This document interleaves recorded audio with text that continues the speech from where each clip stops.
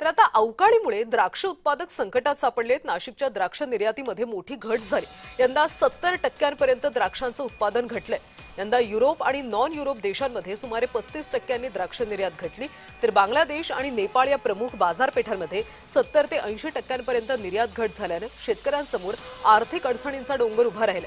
यंदाच्या हंगामामध्ये 8,382 कंटेनरमधून सुमारे 1,40,750 मेट्रिक टन द्राक्षांची निर्यात करण्यात आली. तर गेल्या वर्षी 11,020 कंटेनरमधून 1,55,961 मेट्रिक टन द्राक्षांची निर्यात झाली होती. द्राक्ष हे देशाला मोठ्या प्रमाणावर परकीय चलन मिळवून देणारं महत्त्वाचं फळ आहे. उत्पादनात घट आणि निर्यातीत झालेली घसरण ही चिंतेची बाब असल्याचं द्राक्ष बागायतदार संघाचे अध्यक्ष कैलास भोसले सांगतायत.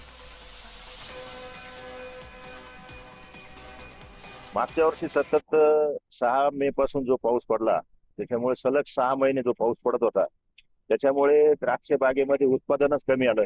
जवळपास राज्यामध्ये 50% उत्पादन कमी, नाशिकमध्ये 70% उत्पादन कमी आलं आणि सगळ्यात जास्त निर्यात ही नाशिकमधून होत असते. पण ती निर्यात होत असताना युरोपसाठीची जी निर्यात आहे त्याच्यामध्ये 35% ते 38%, 40% घट दिसून येते आणि नॉन युरोपमध्ये फारसा फरक दिसत नाहीये. पण ही निर्यात होत असताना मागच्या वर्षी 8,200 जवळपास कंटेनर युरोपसाठी होते. यावर्षी 5,500 कंटेनरची निर्यात झाली. तिथे मोठ्या प्रमाणात घट दिसून येते.